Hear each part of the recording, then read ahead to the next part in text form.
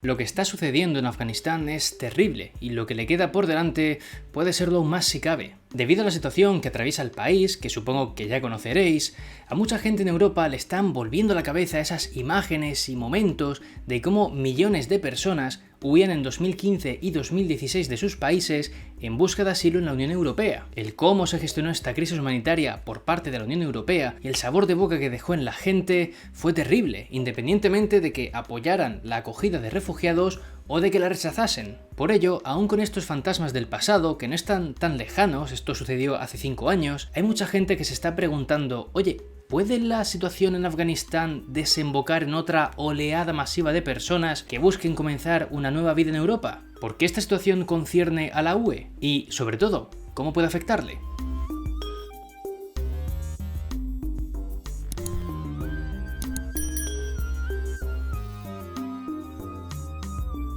Con el fin de responder a estas preguntas, partamos desde los últimos sucesos. La retirada de tropas de Afganistán comenzó en el mandato de Donald Trump, quien remarcó que quería poner fin a la guerra en el país, y esto continuó con Joe Biden, quien en mayo de 2021 dijo que para el 11 de septiembre de este mismo año se pondría fin a la presencia estadounidense en Afganistán.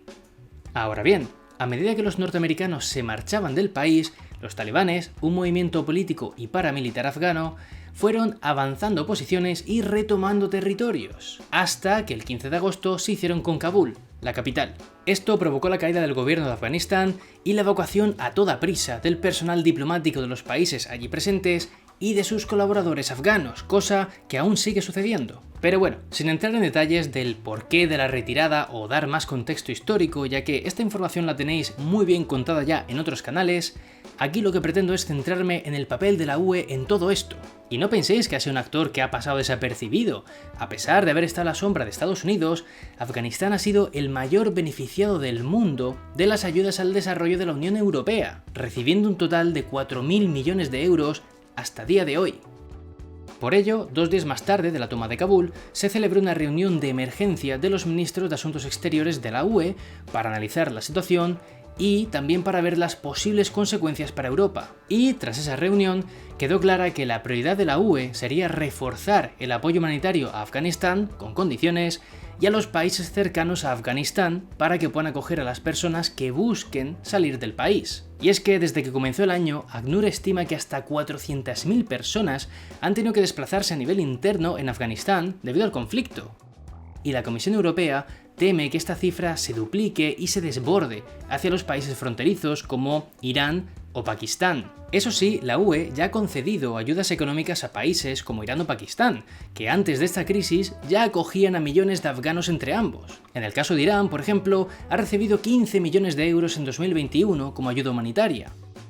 Y Pakistán, por su parte, recibió 20 millones de euros en 2020 y otros 7 millones más en 2021 para contribuir al cuidado de personas vulnerables, como, por ejemplo, los más de 3 millones de refugiados afganos que acogen. Por tanto, todo apunta a que la UE intentará que el flujo migratorio no recorra los más de 4.500 kilómetros que separan a Kabul de las primeras fronteras europeas en Bulgaria o Grecia. Además, figuras relevantes para la UE, como la propia Angela Merkel, se pronunciaron dejando claro que la UE no puede repetir lo que sucedió en 2015, y desde el partido de Merkel se ha dicho que la política de puertas abiertas a los migrantes no arreglaría la situación afgana. Entonces, por el momento, los Estados miembros sí que están llevando a cabo la evacuación de sus nacionales y afganos que han colaborado con la Unión Europea, y el centro de llegada será España, concretamente la base aérea de Torrejón de Ardoz. De hecho, este es el motivo por el cual estoy seguro de que habréis visto que España ha copado las portadas y titulares de las noticias estos últimos días. Y es que la propia Ursula von der Leyen, presidenta de la Comisión Europea, y Charles Michel, presidente del Consejo Europeo, viajaron a la base para estar junto a Pedro Sánchez, y desde allí agradecieron la labor de España ante esta situación, remarcando que es el ejemplo de lo que es el alma de Europa.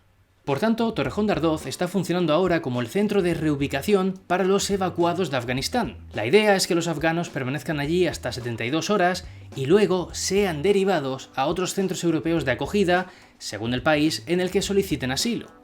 Pero, ojo, cuidado, porque no hemos terminado. Si creéis que el foco de atención estará únicamente en la frontera entre Grecia Y Turquía, os estáis perdiendo buena parte del panorama.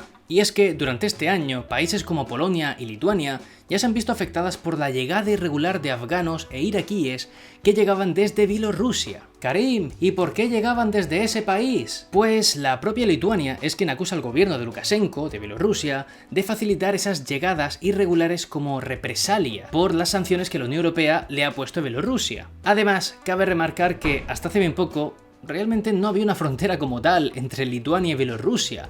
Las vallas que había eran sencillas de sortear. Eso sí, esto no supuso para nada una llegada masiva de personas, y por parte de la UE se estima que entre 3.000 y 4.000 personas han entrado desde Bielorrusia de manera irregular en 2021. Aunque bien es cierto que se teme que, con la crisis de Kabul, estas cifras aumenten, ya que, por ejemplo, a principios de agosto, los vuelos directos desde Bagdad, la capital de Irak, a Minsk, la capital de Bielorrusia, se triplicaron.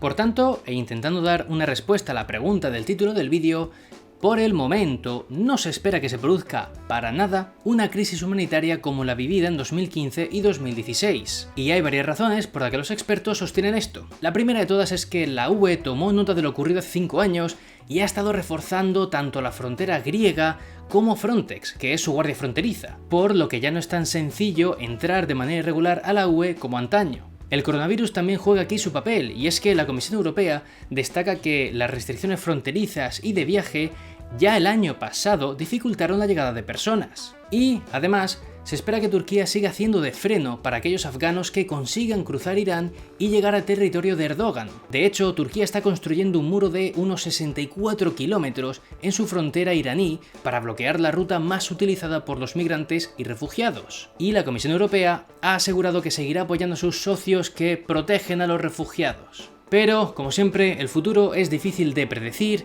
y la inestabilidad de Afganistán puede significar a largo plazo una mayor presión migratoria para un bloque como la Unión Europea. Muchas gracias por haber visto el vídeo, espero que os haya ayudado a entender un poquito mejor la situación, os animo a darle a like y a suscribiros al canal si no lo estáis, y desde aquí mucho ánimo a todas las personas que os estéis viendo afectadas por esta situación, y por mi parte, suficiente por hoy, y nos vemos en la próxima.